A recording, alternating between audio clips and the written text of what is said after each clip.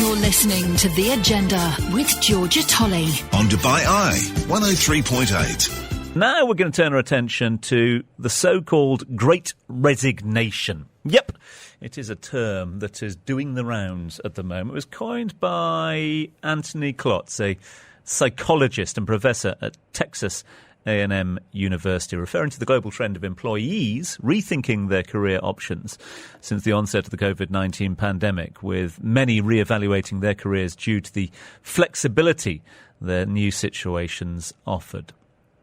To that end, Zurich has commissioned 2 surveys in partnership with YouGov to analyse current levels of awareness and existing attitudes to employee benefits among employers and employees here in the UAE. Sajeev Nair is the Senior Executive Officer at Zurich Workplace Solutions. Joins me now live on Microsoft Teams to discuss the findings and the Great Resignation. Sajeev, it was always good to catch up with you. Thanks so much indeed for your time. Good morning, Tom. How are you? Very well indeed, my friend. And thanks for these surveys. They make for a great read. Before we dive into the findings, I just want to get your reaction to the phrase, because it's a phrase that creates a little bit of a debate as well. The Great Resignation, is that a fair phrase? I think it is a fair phrase, because when you look at what's been happening over the last 24 months, of course, the pandemic has somewhat created a compelling event where people have paused and started thinking about, is this what they really want out of life? And that has led to a lot of people reevaluating their options in life and whether that's the type of job or occupation that they want to continue doing. And that has led to a lot of people, choosing alternative careers, possibly leaving their jobs and doing something else. So it is a fair comment, or it's a fair, I would say it's a fair statement. So it has prompted a lot of research, and more so than from all the team at Zurich Workplace Solutions. What would you say are the sort of the key findings of the surveys that you commissioned? So I think just to give you a little bit of a background on the survey itself. So there are 3 areas we focused on. Clearly, the UAE government is doing a lot to enable UAE to become a talent destination of choice. Now it's really up to the employers to make sure that any talent that's flowing in sticks. We are able to attract and retain them within their companies. So the survey focused on 3 areas. One is clearly looking at what are the overall benefits that employers offer their employees? So that was one theme. The second theme was focused on workplace savings, end-of-service benefits. And the third theme was focused on protection, which is essentially life and critical illness cover. And some of the key findings, if you will, first and foremost, I think communication is key. So what we're finding is that a lot of employers are not doing enough to communicate the benefits that they are offering their employees. That's one. And then we've seen when we look at the benefits themselves, there's been, the health insurance comes across as the top benefit that is offered. Clearly, that's mandatory. Flexible working hours rank second in those benefits. The third is life insurance, although it's important to say that only 2 out of 5 employers are actually offering life insurance. And surprisingly, pension contributions came across as only 5%. And these are employee feedback.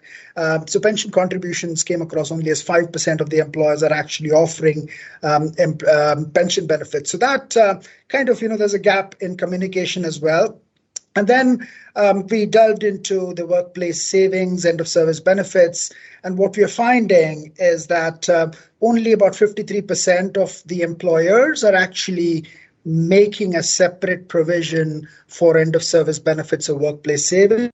So that clearly means that it doesn't provide employees with the assurance that their end-of-service benefits will get paid. And of the people who have made that separate provision for end-of-service benefits, 8 out of 10 of them had dipped into that pot when they were struggling to make salary payments.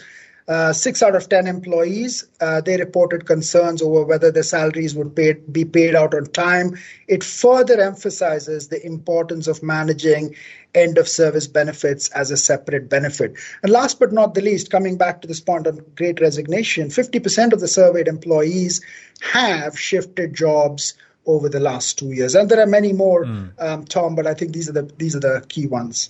It makes for a fascinating read, and it reiterates one thing, one opinion that I've held for a while, and I'm sure it's something that has been borne out by this survey and findings. The importance of retention. Times were, Sajeev, that obviously companies would look to attract the best talent possible, and then of course once they were in those positions, it was there wasn't much thought about the retention. Have we changed our focus and our importance, our thinking of retaining talent?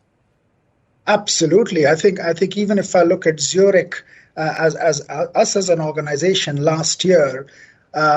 2 out of every 3 vacancies that we had were filled by internal candidates. Okay, even here in the Middle East, last week we made 3 senior appointments. All of them were senior or internal candidates.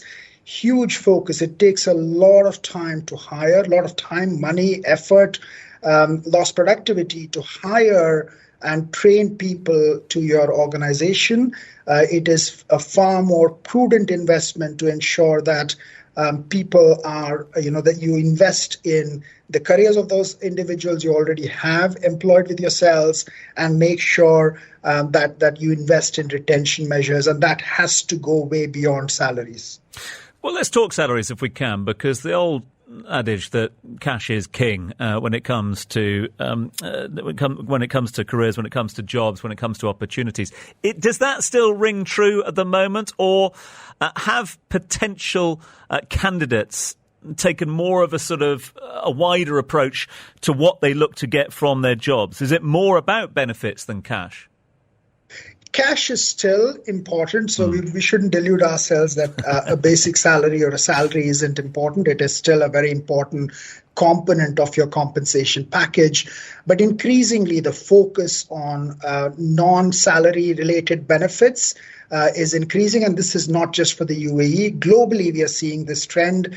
And in terms of benefits, where we are seeing the trend is predominantly employees want financial well-being benefits. They would like protection benefits, physical, mental, digital well-being, community. So a lot of people are now very interested in making sure that they can contribute as a community to climate change and so on, career and lifestyle.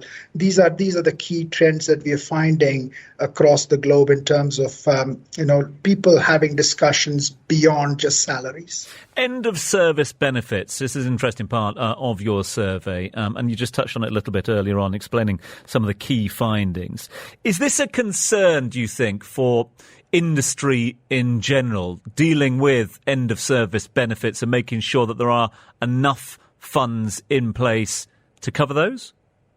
It is, absolutely, and that's one of the reasons why DIFC launched DUES, which is a defined contribution end of service benefits plan, which is managed by a independent trust. So it's a professionally managed trust-based structure. End of service benefits tends to be something that we put on the back burner, but it's only when an employee is about to leave, and if you realize that the employer hasn't made enough provisions for those funds, then it clearly delays end of service benefits payments. There have been stories where people haven't been paid their end of service gratuity, end of service benefits. So it helps both the employers and the employees. So for the employees, it's clearly security and assurance that their end of service benefits will get paid. For the employers, they are exposed.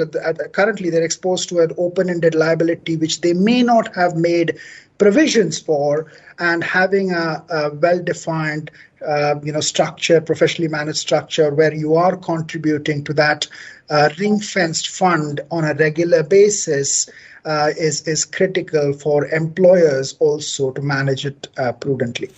Let's go back to the original question that I posed to you, Steve, which was about the Great Resignation. Has this been Has this been a long overdue wake-up call for employers? It is. Look, I mean, we have somehow, and personally, I think we've somehow gotten lost in the rhetoric that AI and machine learning is going to take away jobs and people are going to start, getting redundant or being made redundant. And surveys now indicate that by 2030, there will be a gap of about 85 million jobs globally that could lead to a loss of, in terms of lost productivity, an $8 trillion gap for economies and companies. Now, unless you invest in your talent, unless you're able to attract the right talent, invest in them, and make sure that you're plugging this gap, it's going to be very, very hard to sustain a profitable and a productive company and a productive economy. So this is a long overdue wake-up call. Sajeev, really enjoyed the research. Thank you so much indeed for those pieces of research, but also thanks for your time this morning as well, explaining it in more detail. Much appreciate your time and your explanation of the Great Resignation, as it's being called at the moment. Those were the thoughts of the Senior Executive Officer at Zurich Workplace Solutions. Sajeev Nair joining us live here on the line. They've commissioned those 2 surveys in partnership with YouGov to analyse current levels of awareness and existing attitudes to employee benefits. You can find details of both online.